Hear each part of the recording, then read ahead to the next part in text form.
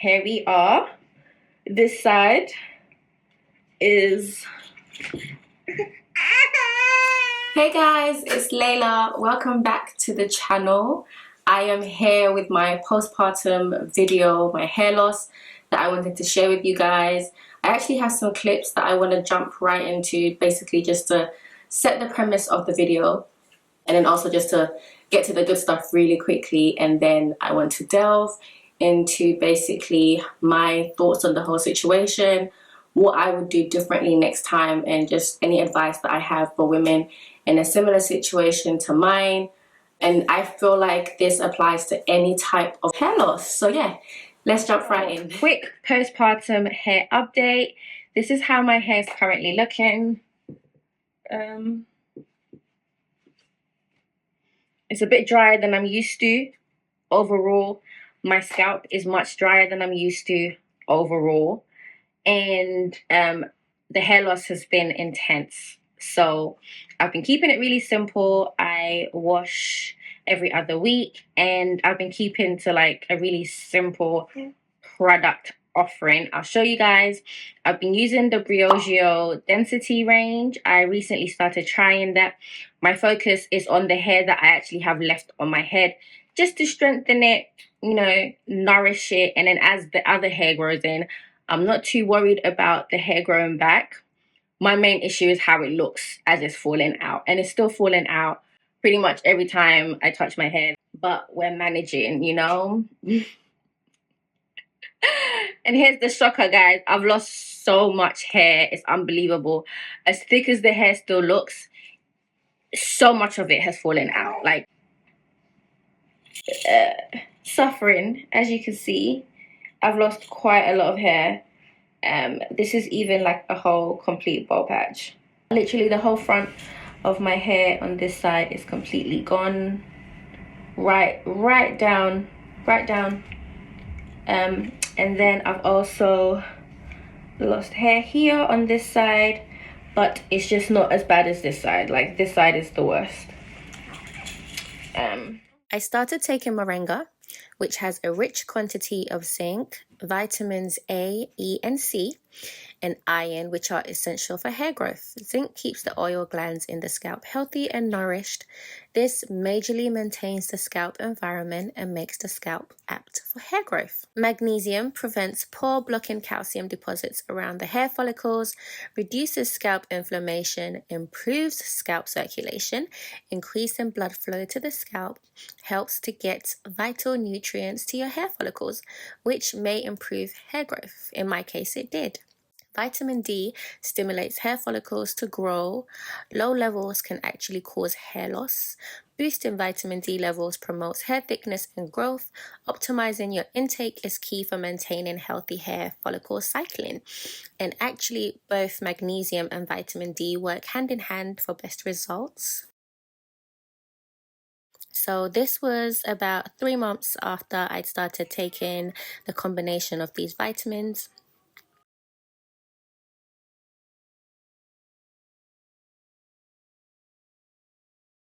And this is me today, now, last month. So to give you a bit of background into my hair loss, I started shedding around the 3-month mark. In fact, I would say literally as soon as I hit 2 months, entering into the 3-month postpartum period, my hair started to shed.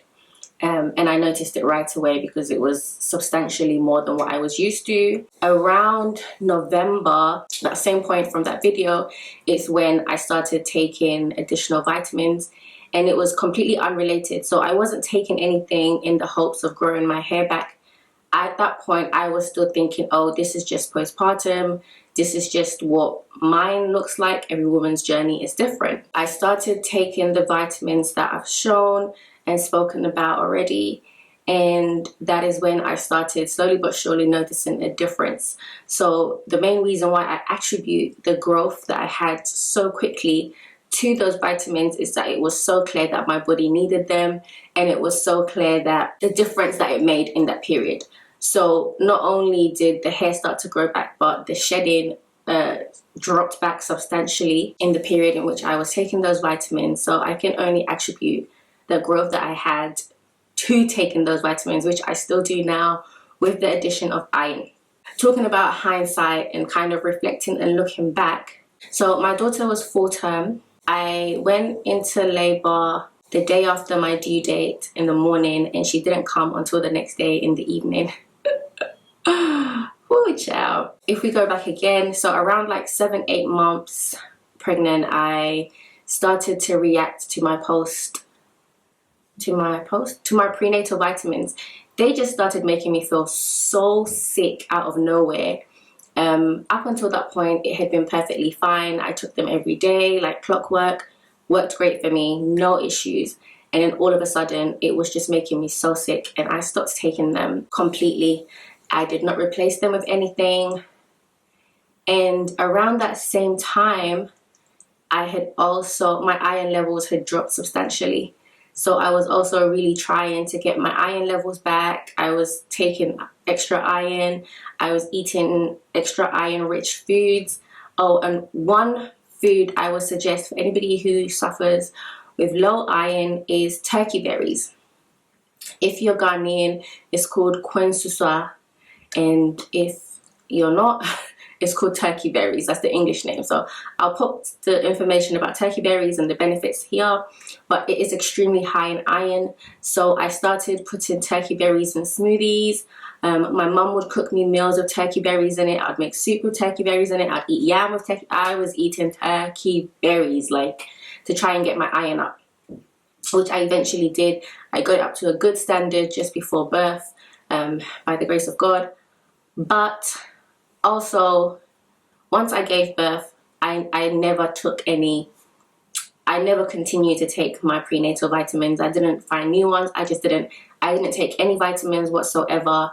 I barely even continued my iron because I was just in the trenches of motherhood. And if I'm honest, I just kind of forgot about the things that I needed. And I'm saying all of this to say, when I reflect back and I think about the fact that as somebody who has a sickle cell trait, as a sickle cell trait carrier, from the point at which I conceived, I should have ensured that my iron was high. I did not know that just because I have the trait, even in pregnancy, it would affect me more than the average woman. So most women, when you are pregnant, you have to ensure that your iron is high. Low iron can be an issue. It is even more so if you have a sickle cell trait. I did not know that. They did not make that clear to me. At the point at which they even tested my iron levels and were like, oh, your iron is low. Like, it was just haphazard. I had to follow up. I had to even ask for the blood test because they'd forgotten that it was time for the blood. It was just a lot of things. My point is, nobody really informed me, and I was ill-informed. Had I known that low iron would be an issue, I would have stayed on top of it. I basically feel like by the time I gave birth, my body was depleted of so many things. Just trace minerals generally was depleted, and vitamins were depleted. Iron was low. My body was missing so many things. I was also breastfeeding, so whatever little I had was going to my baby, whose hair was thriving, skin was thriving. She was just doing great, whilst I was just whittling away. My point is, I just want other women to be aware of the importance of maintaining all of these vital nutrients of vitamins and minerals in your body throughout your pregnancy, and just ensuring and a lot of these things help with like the balancing of hormones in your body and things of that nature. Just please stay on top of it. Let this be a cautionary tale. I do believe that the loss of iron and the level of iron in my body made the biggest difference, or contributed the most to the degree at which I lost hair. Like, a lot of women lose hair. They might have like, the little M here that comes out. Their hairline might be just a bit thinner than normal. But the majority of people don't see the level of like receding that I had. You know, at this point I now have maybe 3 to 4 inches of hair around my perimeter, but then also going back about 3.5 inches. Do you know what I mean? That's a substantial amount of short hair.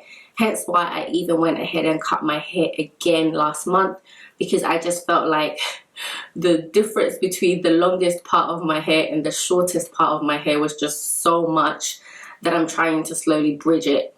And if I could, I think I would cut my hair even shorter, but I don't know, I just kind of feel like I keep talking myself out of it because I have cut my hair so many times in the last couple of years. Basically, that's what I wanted to share with you guys. I hope this video is a blessing to someone. Please, please, please, please, whether you're pregnant or you're not pregnant, just stay on top of your vitamin levels, your trace mineral levels, and that is one of the biggest contributing factors to hair loss. Like if you're losing hair and it's all over, and you're experiencing like a lot of breakage, you have so much like short bits, definitely go to the doctors and check your iron levels. And if you are pregnant, if you are somebody who has a sickle cell trait, and generally whether you're pregnant or even not, if you have a sickle cell trait and you know that your iron needs to be at a good level in comparison to everybody else around you, please take your iron tablets. I switched the brand of vitamins that I take to Nutrition Geeks. I'll show you guys now, just because number one, I feel like it's just more affordable. It's not an advert. It's not an advert. Okay, it's more affordable, cost effective, number one, and then also it's just no nasties, none of that. And then more importantly, the size of the vitamins makes such a huge difference. I take the vitamin D3 and K2 now instead of just vitamin D. Okay, so this is what I take. I also take the magnesium, which has all 3 types of magnesium. I will list these in the description box for you guys. And then I also take iron, but this is iron plus energy. So this is iron plus vitamin C, B12 and folic acid. So it has all of those in there to ensure optimum absorption with the vitamin C, and then also the benefits of the other 2. But I still take the Mother Love breastfeeding brand. So that's the brand. It doesn't mean that you can only take this Moringa if you're breastfeeding. That's a question that I got on Instagram quite a lot when I posted the reel. That's just the brand. They make breastfeeding products.